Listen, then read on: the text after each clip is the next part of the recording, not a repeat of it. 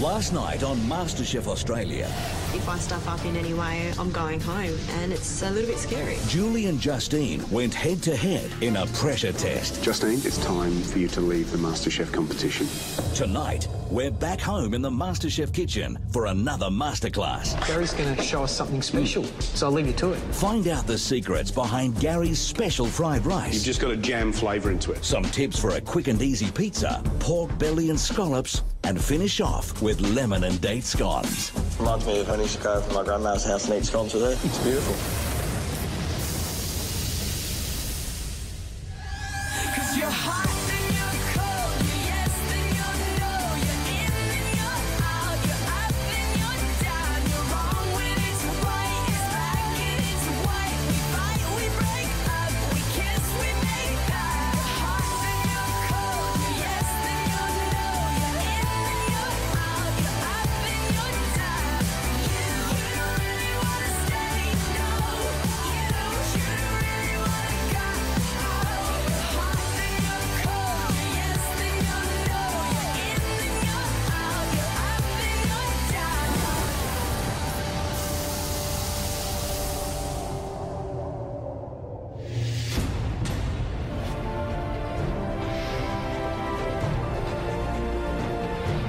So we're back from Hong Kong, and it's nice to have a day of masterclass where we can just sit back and learn some stuff. Walking into the MasterChef kitchen, we see 2 extra chairs. Be interesting to see who else shows up today. So what a massive week in Hong Kong. Amazing week in Hong Kong. Learned so much. George and I ate so much, which is great. And it's all part of the experience. But we had a few surprises, didn't we? Justine faltered on the stir-fry of noodles. She was eliminated. For one of you, the dream is about to end. But Julie, it's not you. You're still in the competition. How do we all feel about that? We'll certainly miss her here. She was doing really well. She'd won, like, the previous 3 weeks, invention tests on the trot, so a bit disappointing for her to go into her first pressure test and not come back from it. And with 4 of you left standing here, and the 2 that are out there cooking, Lucas and Julia, this competition is going up and up, and it's going to get harder and harder. And if you think that you're going to get through without watching every little thing you do, then think again. Right, we've got a surprise for you today, and you're probably wondering, there's 2 spare seats on either side of you. Well, we've actually brought 2 very special guests, friends of MasterChef Australia. Here they are.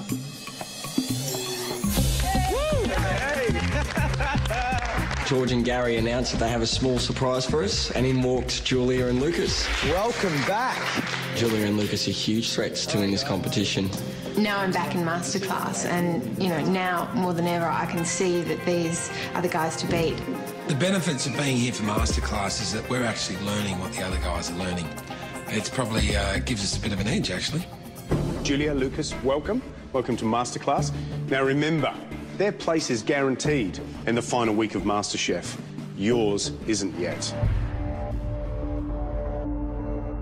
So first up, we're going to look back at the mystery box challenge that you had in Hong Kong. Each of you had a different protein in the steamer basket that was on the bench. So you had half an hour to produce a dish out of the steamers that were in front of you. You're put under pressure, but you come up with some really beautiful dishes, all different, all with some amazing, beautiful flavours. But now I think Gary's going to show us something special, so I'll leave you to it. Cheers.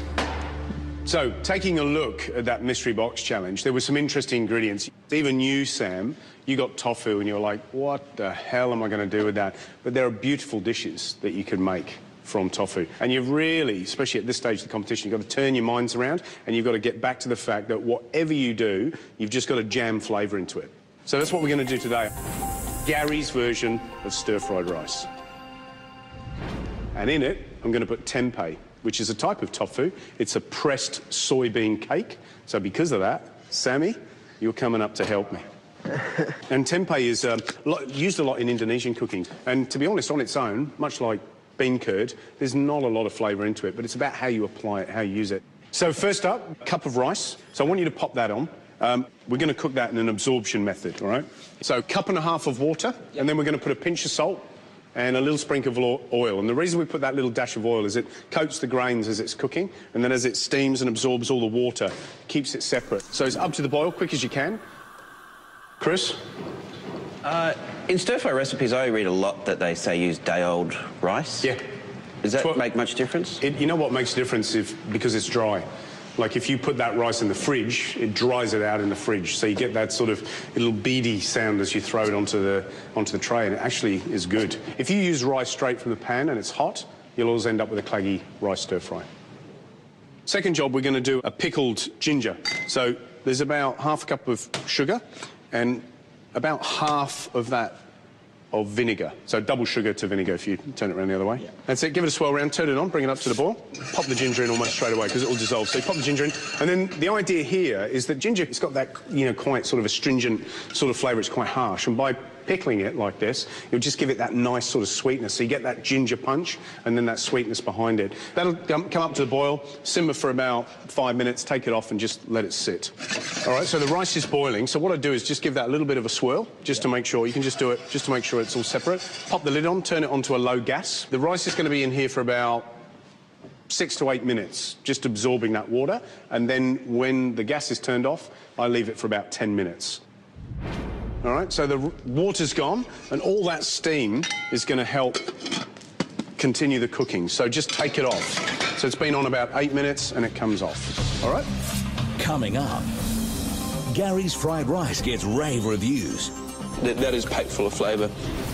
Julia reveals some trade secrets. I'm going to be making pizza. Pizza? I am. And later, maintain all the juice and the flavour. the science of succulent pork.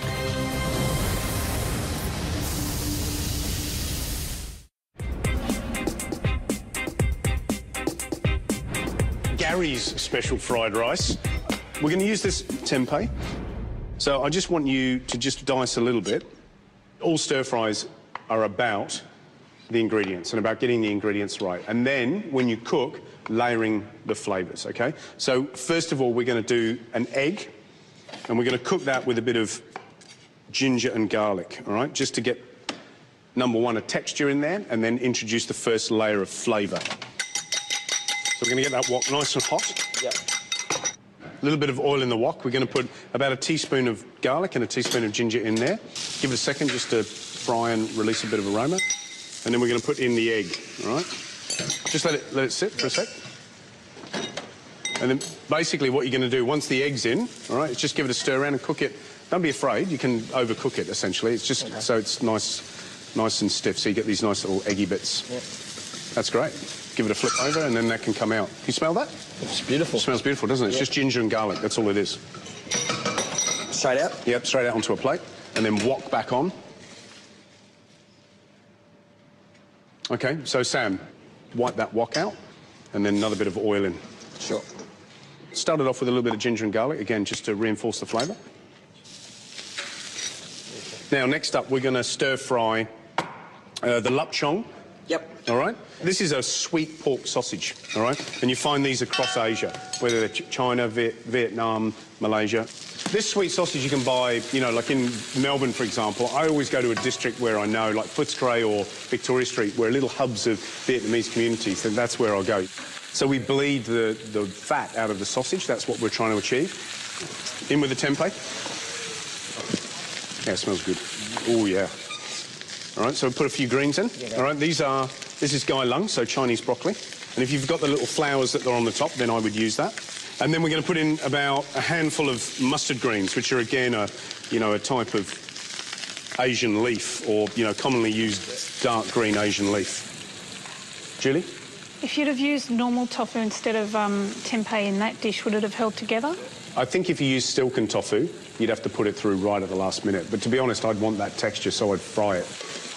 So nice sort of short, grainy rice, OK? Once the rice has been absorbed, then take it out onto a tray and just let it dry off and cool down, because you need a dry rice when you're stir-frying. Just give that whole thing a flip over. Yeah, brilliant. Onto the stove. Yeah, onto the stove, Sam. Straight onto the stove. Look, I mean, if you think about it, let's think about how a wok works. Yeah. all the heat is transferred up the side of the wok. So if you want it to gain heat, then you move it up the side of the wok, and it's like an even layer. So in goes the chilies, in goes the egg. And then this is my next little secret ingredient. This is dashi powder, all right? So it's a Japanese bonito powder. So it's like bonito flakes, but they've been made into a little stock powder. Bonito is a fish, okay? And it's used heavily in Japanese cooking. And what it does for me is it adds that lovely little note on the back without adding lots of soy sauce or other things that are going to give it a cloying flavour. So you just basically want, Sam, you just want about... That much? About half a teaspoon, all right, sprinkled in. Oh, it's brilliant. So we've got ginger and garlic and the dashi powder as the seasoning. There's nothing else in there yet. Yep. And we're putting a little bit of char on the rice. Yep. Oh, yeah. It's getting there. I'm liking that. Literally a teaspoon of that mushroom soy, because it's dark mushroom soy. So just drizzle it in. Whoa, yeah, that's better. About a quarter of a cup of spring onions. And then for texture, I'm putting in about a cup and a half of bean sprouts. And take this off, eh? Bean shoots. You can turn the heat off. I'm going to put a bit of coriander in, and that because I want to eat it in there, not just as decoration. And then I've got crispy shallots and garlic that I've made myself. This has been thinly sliced shallot that basically has been deep fried in oil and drained. So again, we've got lots of textures going in, and deep fried garlic. Plenty of that because I love it. Yeah, yum. Oh, yeah. And that's pretty much it. Now, I thought you'd laugh at this, Chris. I'm going to laugh at this. Just turn the gas on. Yeah. I've got a banana leaf. Food grade, of course. I wanted Matt to be here. Do you know what the leaf is? No. Is it food quality? Is it food grade? Was it in your steamer? No. So this could be anywhere. This here, that could be on the street anywhere, couldn't it? And we're going to eat that. You're going to want us to eat food off this, yes? And you have no idea where it's come from. What I want you to do is just wave that over there, and you'll notice that it just greens up. Can you see that? Yeah. So you just see that? And why does it do that? God knows. Yeah, OK. That's fine. Pop it on the plate, and then I want you to load a couple of nice, careful spoonfuls of the rice nice and high. What we're going to do is just put little pieces of the pickled ginger over the top, just as a final flurry. And then I want a nice sprinkle of garlic and ginger again. And then a few pieces of coriander, just to sort of finish it all off. Lovely. All right, and there we got it. That's Gary's special fried rice. It's beautiful, man. All right, and with the help of Sam. Right, so top tips on a stir fry. Chris made a good point. You talk about day-old rice. You've got to cook the rice in advance, and it's perfect, to be honest. If you steam it, allow it to cool on a tray, spread out in the fridge, minimum 6 hours. So, yeah, cling film overnight, following day, perfect stir fry. Next one is don't be afraid of turning the heat down on a wok. Everybody thinks that a wok has to be roaring. The reason they get panicky is they're trying to load things into the wok, and try and keep up with the wok. You turn the wok down, all of a sudden you're back in control again, so don't be afraid of that. OK, Sam, you're the first on the taste test. No problem. The lapchong comes through packed with chilli. I like chilli. Yeah, but you get the bento flakes as well, which is really nice. So, yeah, really, really good. So not a bad dish with tofu, really, is it? It's, yeah, it's excellent. Andre? A number of ingredients all just working together. That is packed full of flavour. Coming up, Just tear off good chunks of it. a spectacular gourmet pizza. Delicious.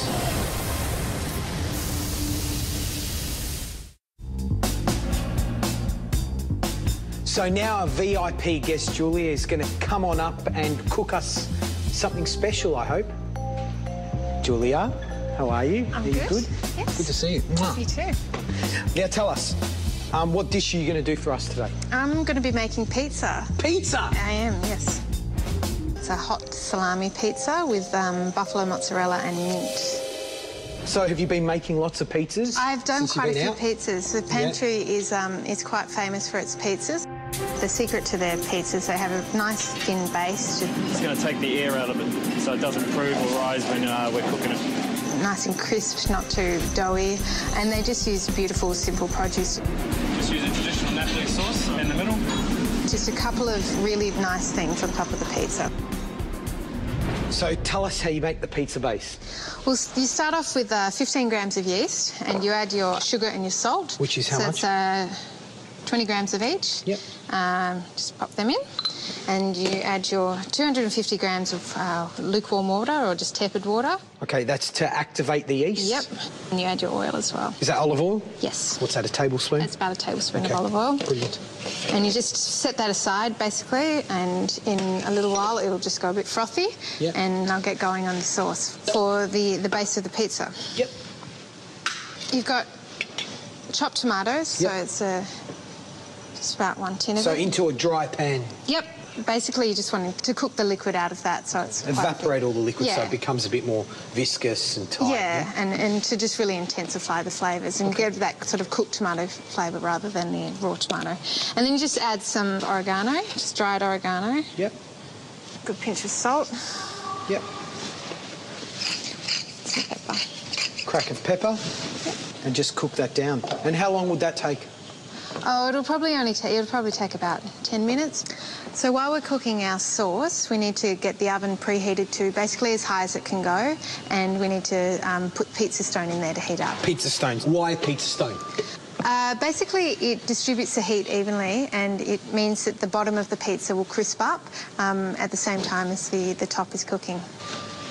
And how long would you leave that in there for, preheating? A good 30 minutes, 40 minutes, just to get it as hot as it possibly can be.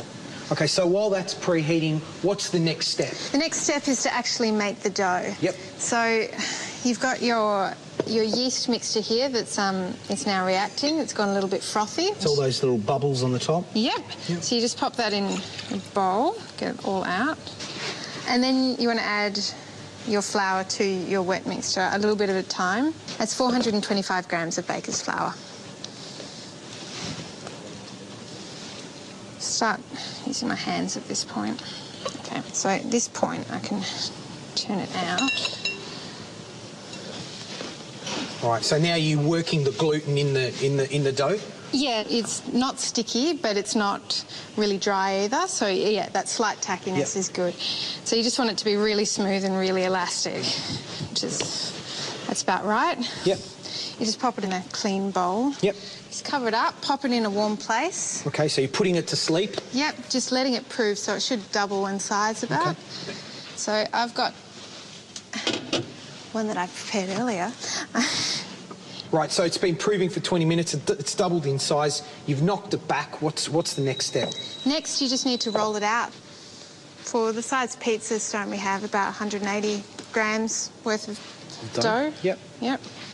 Just want bit of a technique there when you're rolling the dough out? Just trying to get it as round a shape as possible. Yeah. About how thick is that, Julia? It's about 1/2 centimetre. Yeah, you want it to be quite thin. You can vary it if you like, depending on just how crisp you like your base. As thin as possible, I think, is quite nice. You haven't been flipping any doughs in the air, I hope? No. Unfortunately, I'll leave that one to Andre. Yeah. Do you want to put it on the pizza stone, I think? Yep. I think we should just dust that a bit so it doesn't stick. There you go. Voila. Nice. Next step? Next up, you have to dock your base so that the base doesn't rise when it's in the oven. This way it stays nice and crisp. There you go. OK. And then you put your sauce on. Ah. That's just down to room temperature. That's just been blended up as well, just to get a smoother consistency. Yep. You just need a nice even coating. And can you do that without the tomato base? Because I'd prefer it with just olive oil or something like that. Would that work? You can make lots of sort of a pizza bianca style with, you know, just cheese, or you could use a garlic paste, or, you know, you don't need to use tomato. OK, what's next? Next up is your parsley. Yep. Flat leaf parsley, just chopped up nice and fine. And you put that on the base, because if you put it on top, it basically burns. And then your cheese. So that's just simple mozzarella. Yes. That's been shredded. Yep. You don't want too much cheese because it does melt a lot. OK. And otherwise you end up with a really gooey base. Next up is your salami. Yep. And you can put as little or as much of this as you want. I mean, you could use, other than salami, you know, other meats, you know, prosciutto, capocollo, you know... pancetta, anything. Yeah, pancetta. You get your sliced tomatoes. Right, you're going to pop that in the oven that you've preheated to as high as possible, you know, 300 degrees there, so extremely hot. And Julia, how long will that take to cook? It should take about 6 to 8 minutes in a domestic oven. Now tell me, your top 3 tips to make a beautiful pizza, what would they be? I'd say number 1, take the time to do the dough properly. You know, don't buy pre-bought dough or anything. Number 2, buy really good ingredients. And number 3, definitely don't overload your pizza. Smells great.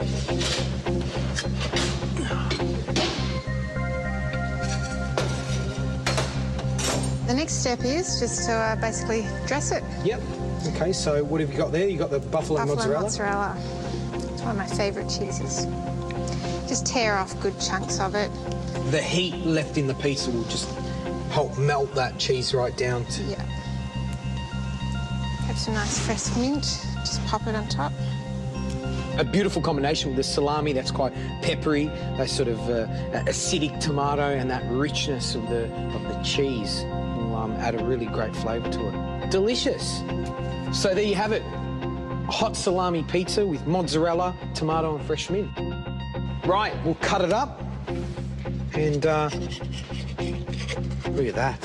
You happy with that? It's beautiful. Brilliant. Beautiful, George. Right, Andre, do you want to come up and taste? I mean, you are our Italian representative, so tell us what you think.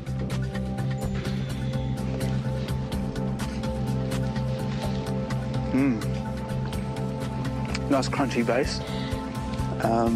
I just love this. I could have a whole heap more of buffalo mozzarella on it. It's delicious. Yeah, it's unbelievable.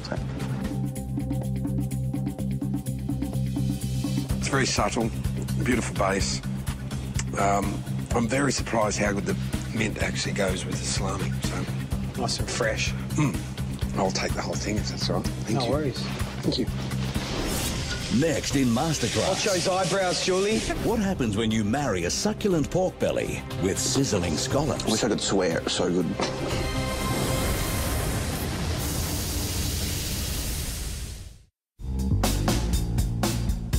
Now we're going to look at one of the highlights of our trip, the Hong Kong Super Challenge. It was a race across Hong Kong. You started at the peak, you had to go all the way down, buy your produce, get back to the Langham Place Hotel and cook us a 3-course meal. Seared razor scallops with a celery stir-fry, a really beautiful and traditional suckling pig, finishing with the apple dessert. Sam and Andre, you were victors on that day. You cooked an amazing suckling pig, Andre. I just basically watched the girls go about cooking theirs and learnt from it. I'm sorry, Julie. Well, today we're going to do a really simple dish of seared scallops, braised pork belly, and orange and star anise sauce. Julie, you're helping me cook the pork, so come on up. Right, Julie.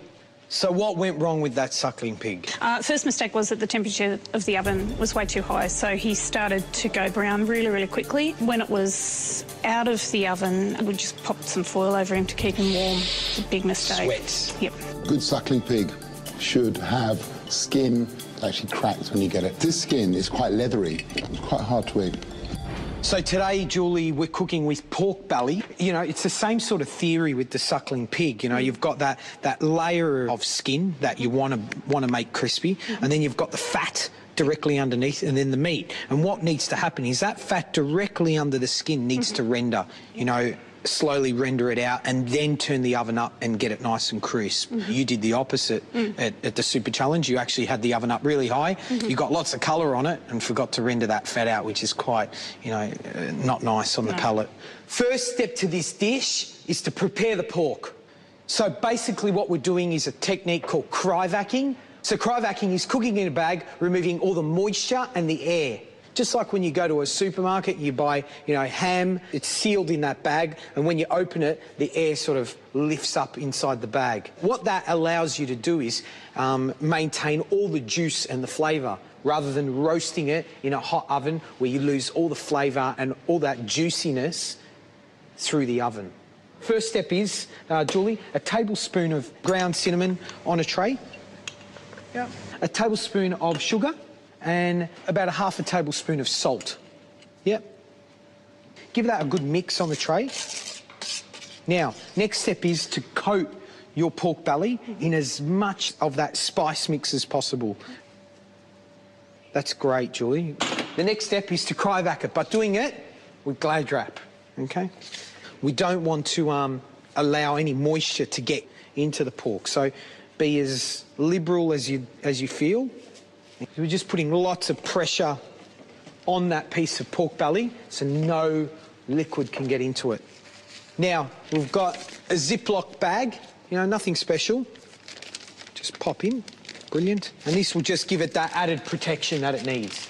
Let's just make sure that you remove any air that you can. Now, the next step is we've got a little water bath here. And this water bath is sitting at about, you know, between 90 and 100 degrees. At that temperature, this pork belly will take about 6 hours to cook, okay? So that goes in. As soon as the pork goes into the water, it lifts up. So what you do is grab a clean cloth and just lay that in there, and that will make sure it's submerged into the water and it's cooking evenly. And most meats you can cook that way, like non-fat or fatty meats. Does it matter? Look, it's one of those science of cooking that you need to read, you need to understand. There's 4 things you need to take into consideration: the product, the time, the temperature, and the weight. Okay? This one's been cooking for 6 hours and we've popped it in the fridge in between 2 plates. Make sure it keeps nice and flat. Excited? It feels like opening up a present, doesn't it? Yeah. Right, the next step is just to portion the pork belly. What I want there, Julie, is 6 equal little towers. Don't go all the way through it. Just come down to just underneath the top of the skin. Fantastic. The reason why we've cut it like that is because we want to get that skin nice and crispy, and it's easier to pop that into the pan like that than 6 little bits and they're all falling over. And that goes into the pan, skin side down. And we're just going to get that started on top of the stove. Okay. So we're looking for that really nice crisp skin just before it goes in the oven, and it will finish in the oven getting really nice and crispy. I've preheated the oven to 180 degrees. The oven, how long about for the pork? 6 to 8 minutes. Okay. Just for enough for it to warm through and that skin to get nice and crispy and you know, glass texture. Okay. While the pork is in the oven, we'll start to prepare the sauce. Right, Julie, first step is to caramelise off our shallots. A good dollop of olive oil. 6 shallots here, going to the fry pan. Finely sliced. And we're just going to start that off. We've got some cinnamon in there, some garlic and star anise. The fattiness of the pork and the sweetness of that scallop. They're like basil and tomato. They marry really well. All right, and we just start to caramelise that off really gently. Okay, so we're starting to get that really lovely and caramelised. We'll give it some ouzo. Cool. You can use any aniseed, you know, a Pernod, a vermouth. Watch those eyebrows, Julie. What we're doing is cooking all the alcohol out of that, leaving us with that aniseed flavour. All right, next step is the orange juice. Just once that flame dissipates. So that's, you know, 250 mils of orange juice, freshly squeezed. And at this point, we start to reduce down and extract as much flavour out of that star anise, the cinnamon and those shallots and garlic. Just wanted to know how much you're going to reduce the sauce by. Yeah, it needs to be extremely glazy. We want it to hold on the plate, and what we're going to do is finish it with a little bit of olive oil so it's got that nice shine to it. Okay. Right, let's have a look at the sauce and see if we're at the right consistency. What do you think, Julie? It's beautiful. Okay, so if you can just get all of that into there really gently. Now, pick out any of that star anise and cinnamon and give that a good push through. And squeeze as much of that juice out as possible. Nothing goes to waste. This is going to be used on the dish as well, the shallots. Lovely. Right, so Julie, you've passed the sauce. That's liquid gold, that. If you can shred that coriander and mint up, so the last minute, this goes in. We've got a little bit of olive oil, of course. We're going to prepare the other elements to the scallop and pork dish. So Julie's shredded, 5 leaves of mint and 5 sprigs of coriander, and if you could add that to this sort of braised shallots and garlic. A little pinch of sea salt will be lovely. Give that a good stir. Make sure you're happy with it, Julie. Next step, we're going to prepare the scallops. Coming up. I need some real praying happening here. George's pork belly with scallops comes together with spectacular results. How's that? Then, the world's easiest scones.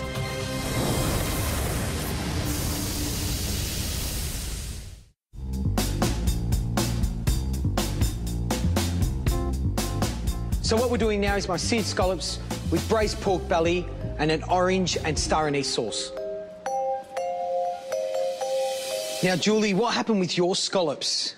I didn't time it very well, and so I put it aside before serving, and I accidentally put it into a warm pan instead of into a cold pan, so it continued to cook. But the scallops, I'd suck on them and then I'd spit them out. These are way overcooked. It's a shame. Now, what we have here is some beautiful spring-based scallops. They've been removed out of the shell, and what we've done is basically taken the scallop and just literally cut it in half. Now, what we want to do is create a little rose shape out of the scallop. We've marked a pen to circle, okay, so we've got a guide, and we've marked it on the other side, so you're not going to get the flavour of the texture, yeah? And it's just standard greaseproof paper. Now, it's really, really important that you dry the scallops out. There's no moisture at all, or what's going to happen is the scallops aren't going to stick together, okay? If they're wet, they'll just fall apart. All right, Julie, I'm going to get you to do the rest. You get the rhythm? Yep. The dry side stays up. And not only does it help with the presentation by fanning them out like that, but it also helps to stick them together evenly, and it will cook evenly as well. How's that, Julie? Good. Okay, you've done not a bad job. Right, so now we're left with that little hole in the centre, and we're just going to cover that hole up. And there we have it. We've got a beautiful little rows of scallops, so to speak. Our scallops actually need to sit on something. They need a little base of some sort. So what we've got here is some puff pastry that we've just cut with a cutter. We've docked, okay, put on silicone paper. We've popped another sheet of silicone paper on top, a tray on top of that, and baked it in the oven for 8 to 12 minutes at 160 degrees, just until they become nice and golden brown. Pop that down. So we're going to pop the caramelised shallots on top of the puff pastry, and that will create the perfect bed for the seared scallops. Right, our pork belly's been in the oven for 8 minutes. Now have a look at that. Julie, come and have a look at this. That beautiful golden, crispy colour, Yep. Delicious. Now, the next step is to sear our scallops, and this is probably the difficult part, okay? Now, you really need to concentrate when you do this, and you need to be really quick. So we've got a pan that's hot. Now, just a little bit of oil, not too much. This is our presentation side down, all right? A little bit of salt at the last minute, because we don't want to remove any moisture from the scallop. And then, pray to God, it all works. Flip side in. So for how long? 30 seconds, Jules. We just gently peel off that greaseproof paper, and we don't need that anymore. So that just helped us get them in the pan. We don't want these to come apart. If it comes apart, it defeats the purpose of doing it like this. Right, at this point here, we grab our puff pastry disc with our onions, and we just gently place them on top. All right, and now I need to get it out of the pan. That's the tricky bit, Jules. Do you want to do it? Oh, I might watch you do it. You sure? I'm happy to pass the job on. What I like to do is wipe the pan clean of oil. I need some real praying happening here, because this is going to be This is going to be fun. Right.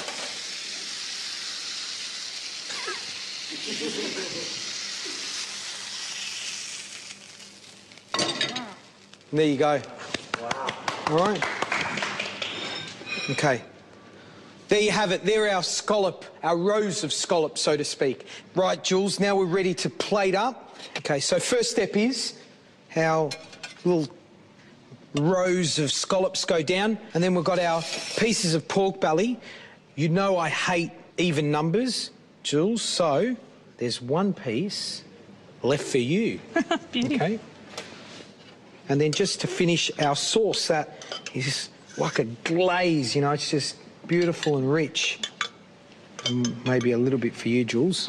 How about that? Yum. And then just to finish, parsley cress.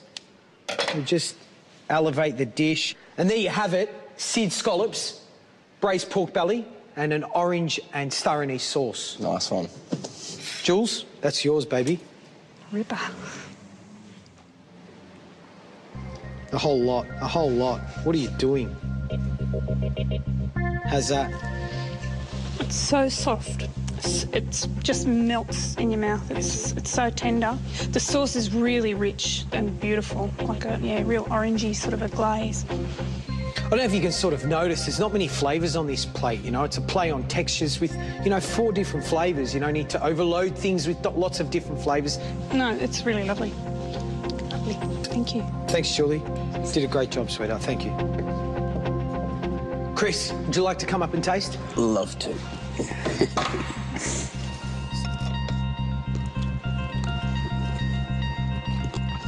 I wish I could swear. It's so good. The combination of the shallots and the herbs you put through just really lifts those scallops. Yeah, they do. It's an amazing combination, yeah. That sauce is gorgeous. It's lovely. So simple, so easy. Yeah. You know, orange juice, fresh orange juice. Right, top tips.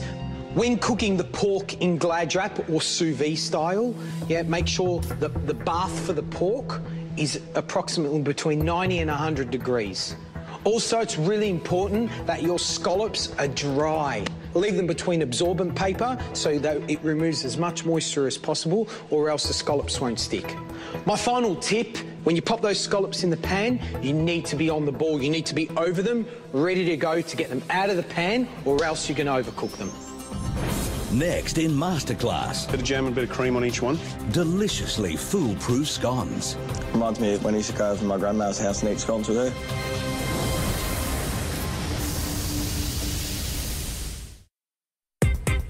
So next up, we're going to recap your high tea challenge, which you did at the Langham Hotel. And Sam and Chris, you competed against Julia, who was the wild card. Back for that challenge, you were like, didn't expect to see her, did you? No. No, not at all. We had to cook 3 pastries and put on a high tea service for Sarah and Matt. Julia, you nailed the millefeuille. You've won today's challenge. Well done, darling. And, Julia smashed us. Gary, so what are you cooking today? Well, I'm going to do scones, and I'm going to do a date and lemon scone.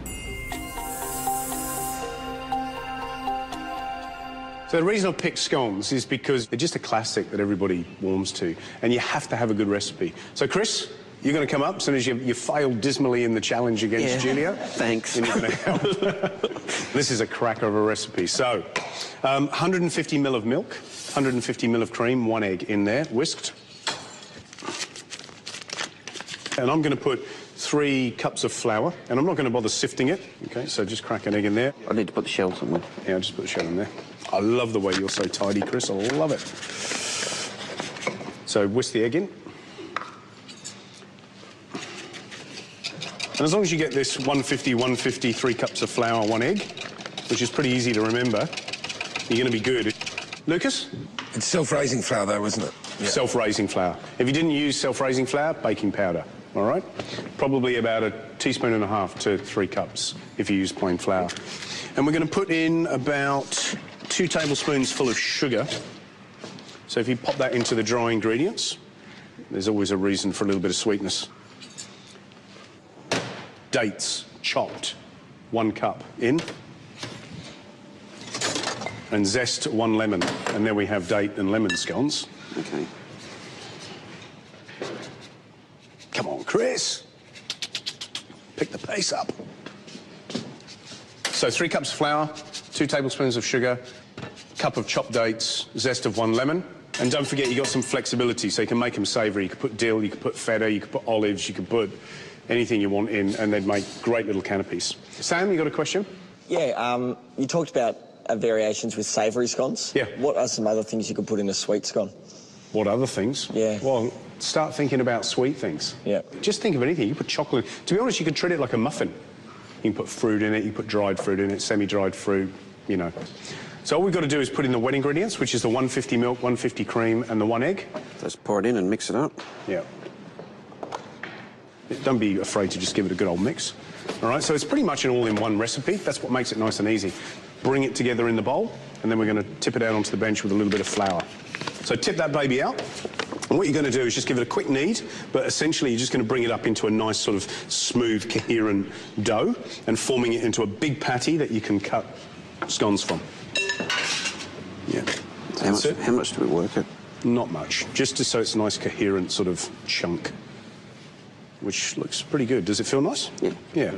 So then basically flatten it out, bring it round, flatten it out, bring it round, so you get about a, 2-inch, bit flatter. So really, I mean, all you're doing is just saying, how big do I want my scones to be? Your 2 inches are different to my 2 inches. Yeah, I know. Right, crack those out.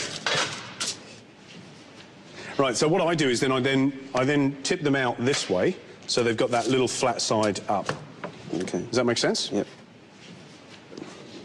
So what's important is not to overwork the dough here. You want a nice, soft, sort of cohesive dough. And if you overwork it, you'll get a different texture. You'll sort of have a more chewy textured scone. I prefer a crumbly scone. So basically just a little bit of milk and a little bit of sugar on the top gives you a little bit of a glaze. And these get baked at 200 for about 10 to 15 minutes until they're golden, all right? So, Chris, pop them in the oven, 15 minutes, and then we'll be enjoying a pot of tea. Lovely. And some scones.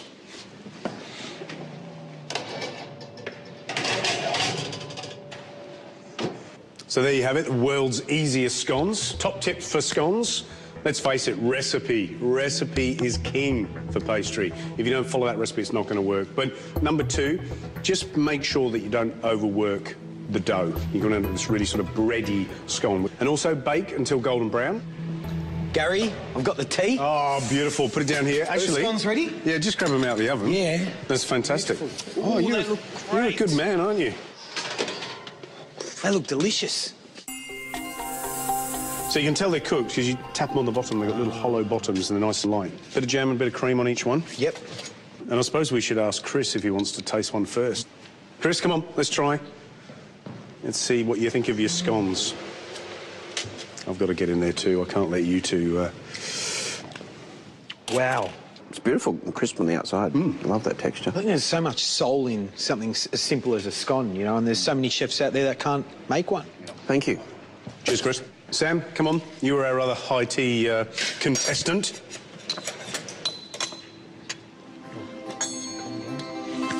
Reminds me of when I used to go over to my grandma's house and eat scones with her. It's beautiful. So that's masterclass for another week. So I think we should pile all this stuff over onto the table and have our usual dinner and maybe a glass of wine.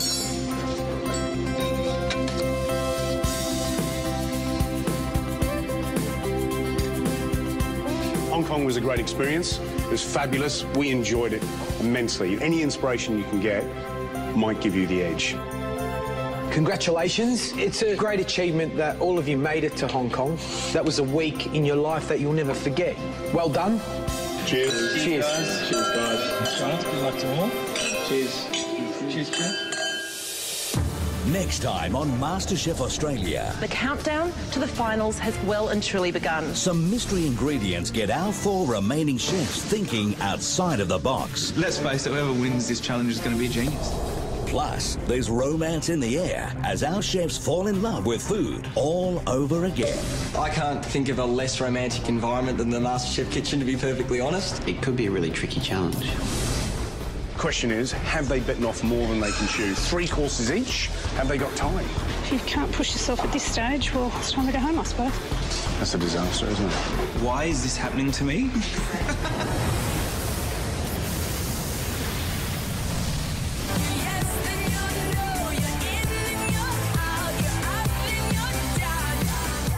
To see this week's exclusive Diary Room confessions, log on to masterchef.com.au.